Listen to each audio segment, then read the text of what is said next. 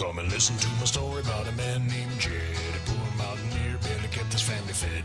And then one day he was shooting at some food, and up through the ground come a bubbling crude. Oil, that is, black gold, Texas tea. Well, the first thing you know, old Jed's a millionaire. Kinfolk said, Jed, move away from there. Said, California is the place you ought to be. So they loaded up the truck and they moved to Beverly Hills, that is, swimming pools, movie stars, the Beverly Hillbillies.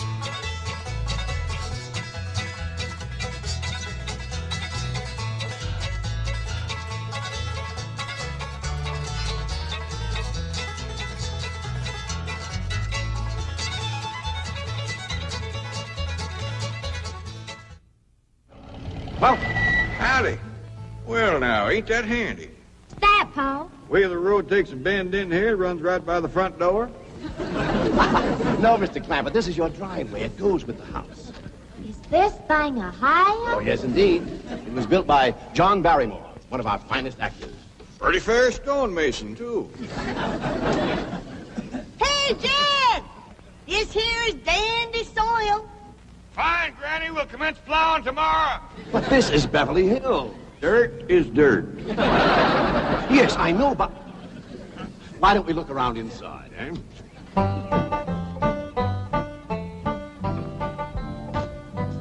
Well, here we are. I hope you're going to like this place I picked out for you. It may be a trifle larger than what you're used to, but I feel a man with $25 million in my bank should live in a manner that... Come in, this is your home.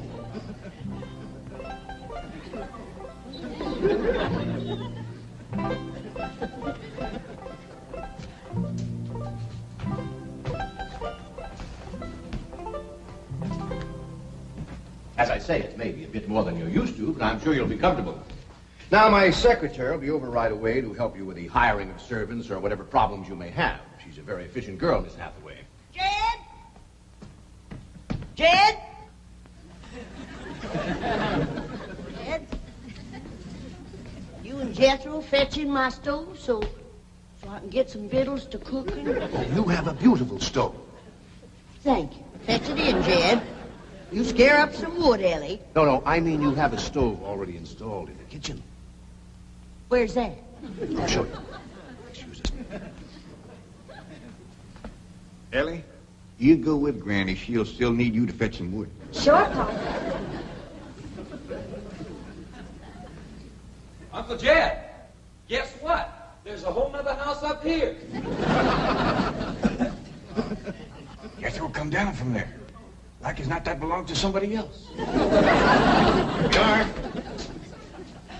This is your kitchen. Oh, and here's the stove.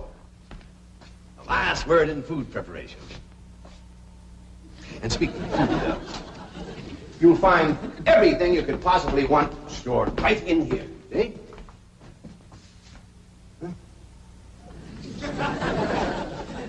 Well, I'll leave you ladies to your culinary delights. Au revoir. Bon appetit. Talks gibberish. You set a great deal of store in this here stove, Granny. Well, we'll see. Ellie, you run out and fetch some wood. I'll get a fire to going in here and we'll see.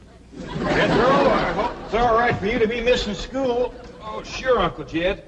They ain't straight in the 5th grade. You in the 5th grade already? Starting this year. Don't seem like no time at all since I went with your ma to get you started in the 1st grade. You was 6 years old. No bigger than that.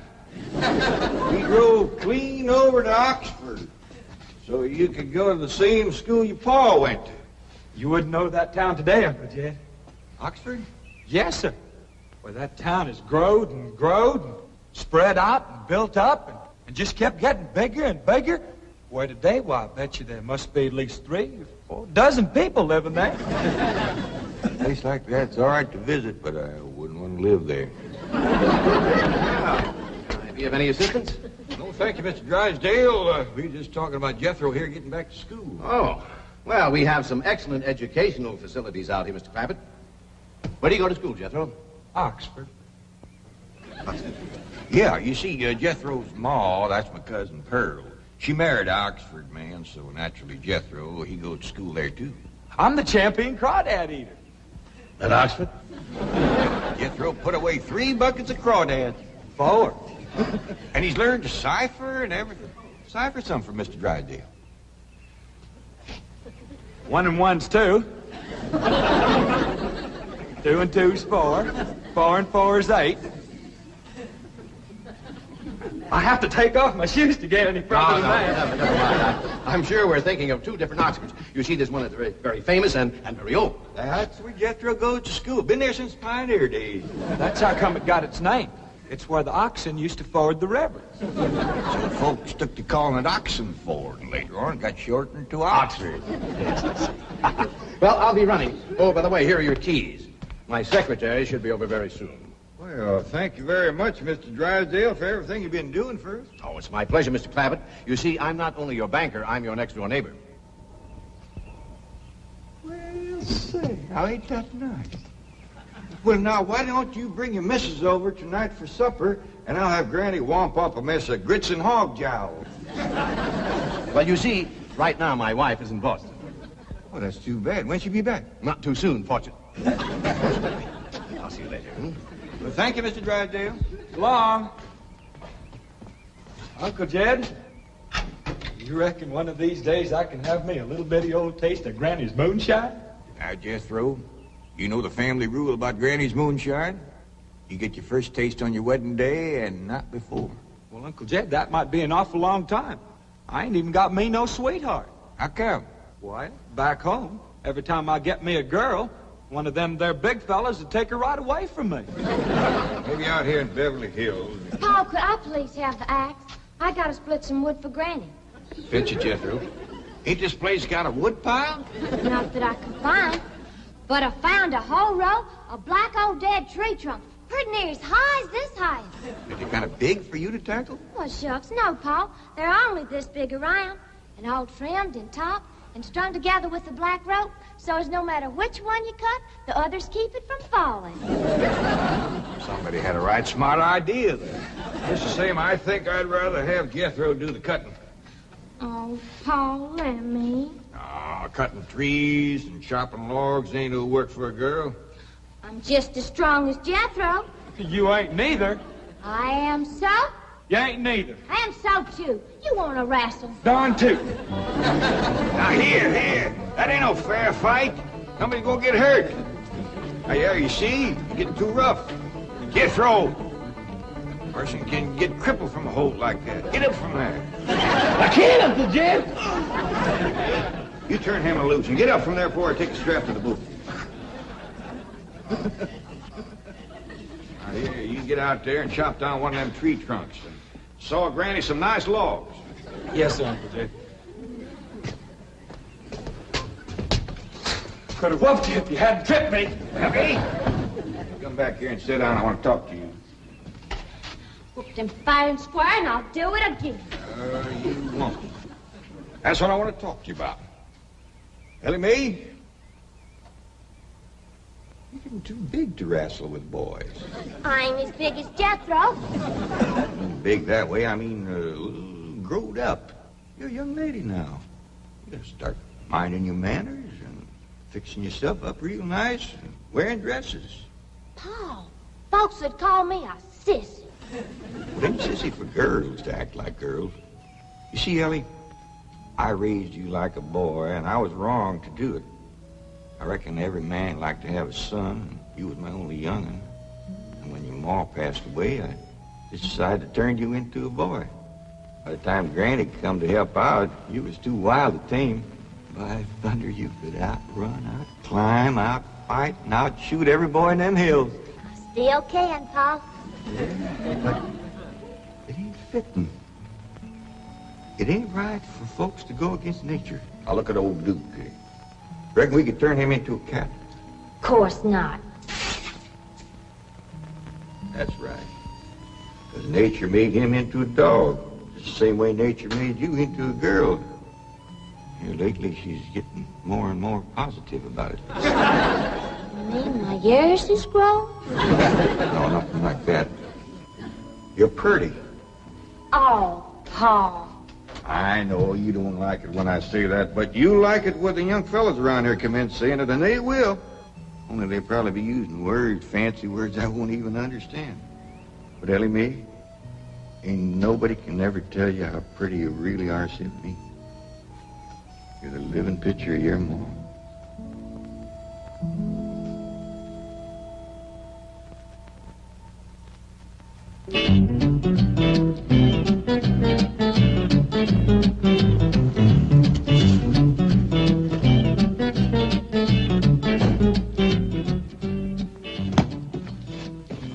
You still here? I thought you were going up to the Clampett estate. I didn't think it prudent for us both to be absent simultaneously. In the event of crises... The only crises you have to worry about right now is keeping Mr. J.D. Clampett happy. Now get up there. Tell me, how did you like the flamingos?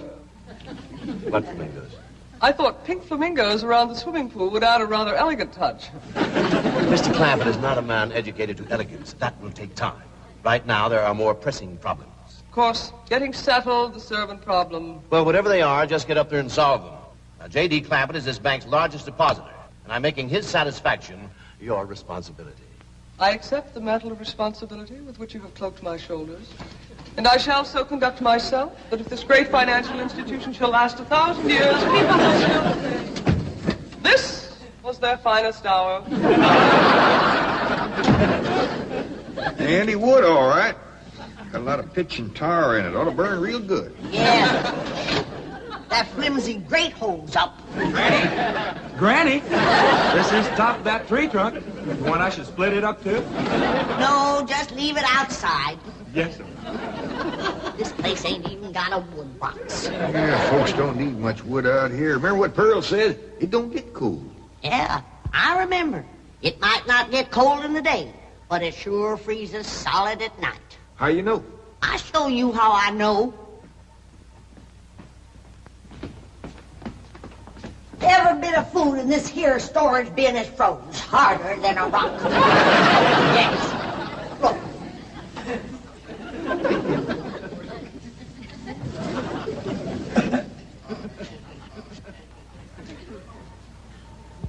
Mighty thin-skinned hog.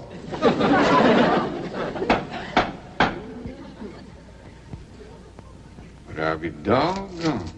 Take me 2 days to thaw out that ham before I can ever cook it.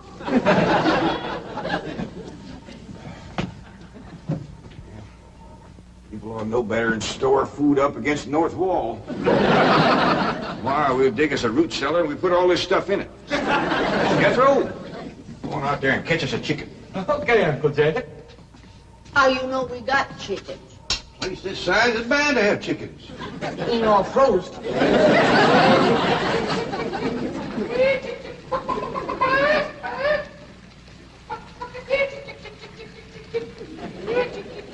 Chick, chick, chick, chick, chick, chick, chick.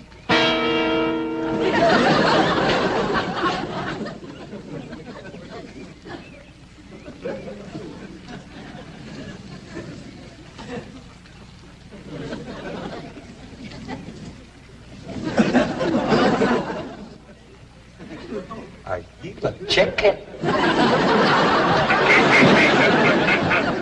Here's that bucket. You want it? You take it, Ellie. See if you can find a creek. I gotta have some water. You know a pump on this place? It ain't even got a well. Uncle Jed, Uncle Jed. Yeah, boy. Did you find a chicken? I found something. I ain't sure if it's a chicken, a goose, a duck, or what. Where is it? I couldn't catch it.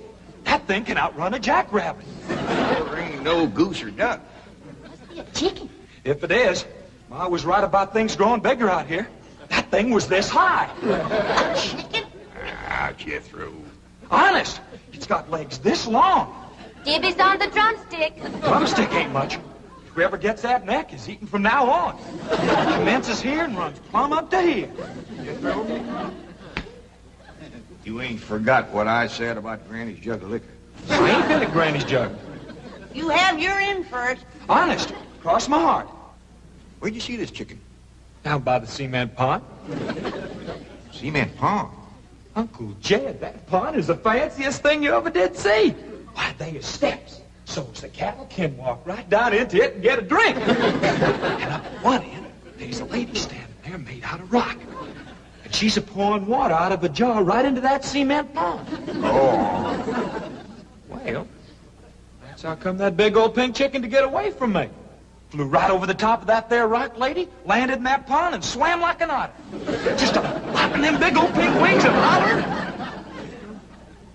What color did you say that chicken was? It's pink. Ain't I told you that stuff would stunt your growth? Miss Granny, I didn't touch a drop. You and me is going to the woodshed. Jethro, you swear to be telling the truth? So help me, Jefferson Davis. You take your hat off when you speak of the president. Well, he ain't president no more. I'll have no Yankee talk in my kitchen. Jethro, you and me is going back out there and corner that chicken. Granny, you get your fire to going. Ellie Mae, you sweep up out front and keep your eyes open for that Miss Hathaway. I'm counting on her to take you in hand and get you in the right kind of clothes. Come on. Chicken.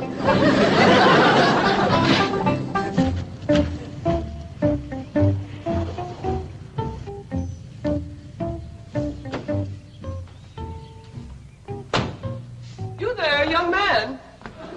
I ain't a young man, but I sure do thank you for thinking so. Good heavens, you're a girl. Yeah. I'm Jane Hathaway, executive secretary to Mr. Drysdale. And you, I take it, are a domestic of some sort? Cleaning girl, housemaid? Just what are your duties with Mr. Clampett? Well, he sent me out here to sweep up, but he said you'd take me in hand and get me in the right kind of clothes and everything. Indeed, I shall. We have a complete servant's wardrobe from chef to chauffeur. Come with me. What in the name of Thomas Chippendale is this? Has Mr. Clampett seen this disgraceful and unsightly mound of debris? Oh, yes, ma'am. This is all his. Oh, what charming antiques. Just like you said, Jethro. Rock lady pouring water into a cement pond. Yes, sir. And over there's where I seen that great big pink chicken. Only thing is, it don't sound like a chicken. It makes a kind of hollering noise.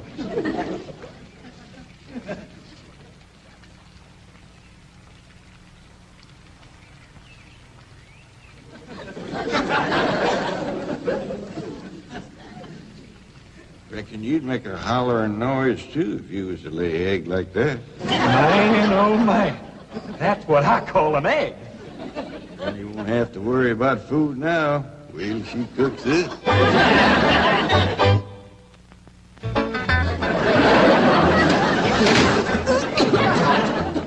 That blame city stove don't draw worth nothing. Hey, Granny, look at this egg. What's all the smoke? Stove don't work. Probably just a stuffed-up flue. Ain't got a flue, ain't even got a stovepipe. Well, I'll get the shovel and a hoe and rake it out of there. You keep this egg.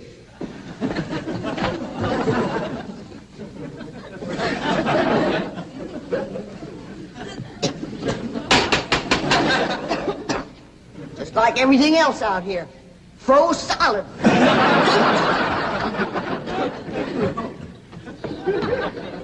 Really, my dear, you look quite charming. Well, I feel like a dead blamed fool. Oh. Just a moment. Yes, out now. I'll be right back. Oh, that was my Pa. I take it he's a gardener. Oh, yes, ma'am. Pa just can't wait to commence gardening. Apparently. However, as though I admire his enthusiasm, I must forbid him access through the main entrance. Now, tell me about the rest of the staff. Is there a chauffeur? A what?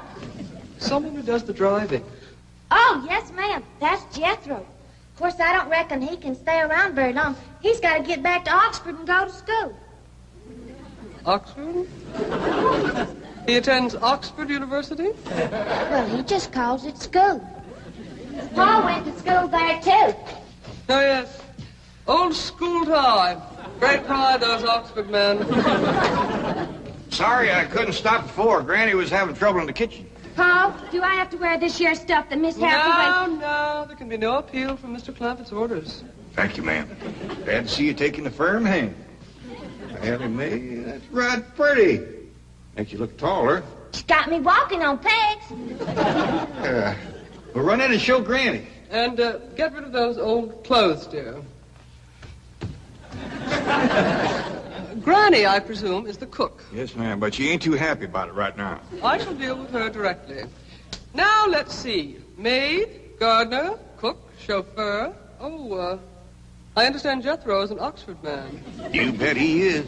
I'm quite anxious to meet him. Don't blame you. Fine-looking young feller. Single, too. And he's on the lookout for a girl. I am only interested in the intellectual rapport which I would naturally have with an Oxford man.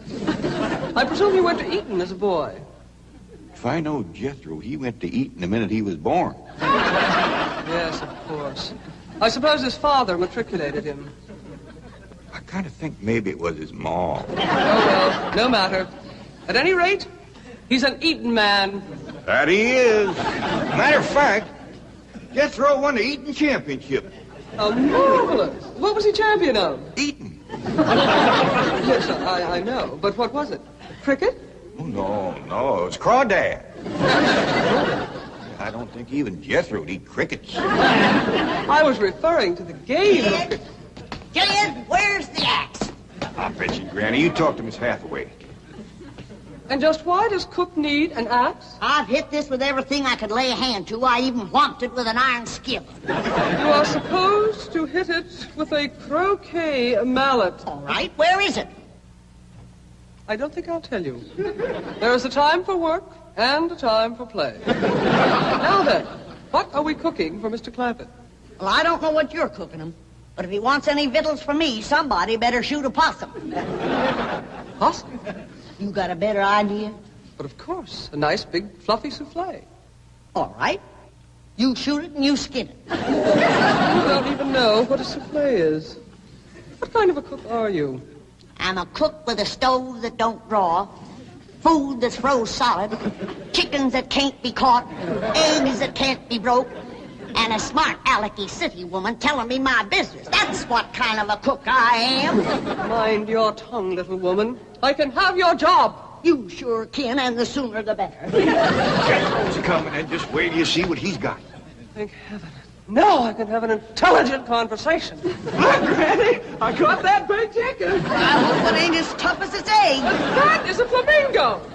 Oh, no, ma'am. That's my nephew, Jethro. Jethro, say hello to Miss Hathaway.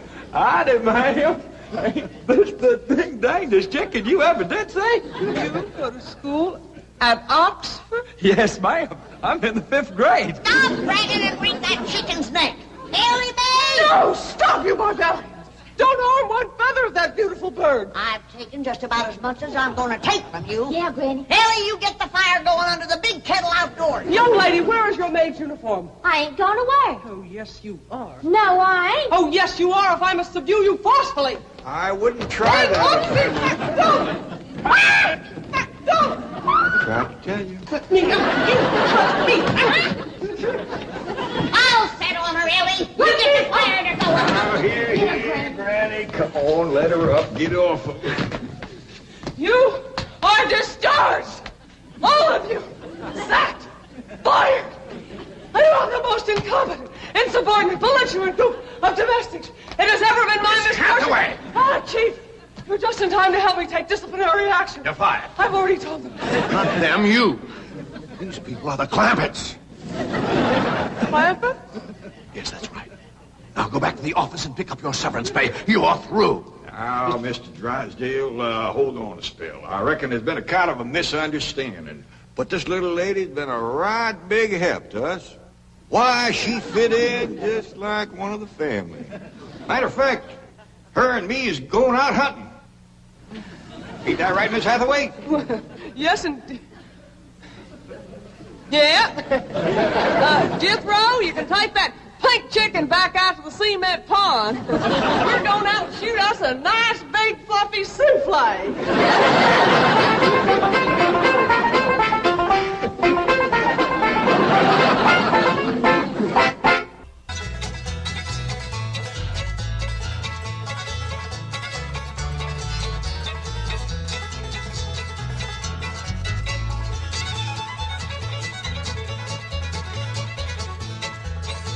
Well, now it's time to say goodbye folks for kindly dropping in. You're all invited back next week to this locality to have a heaping helping of their hospitality. Hillbilly, that is.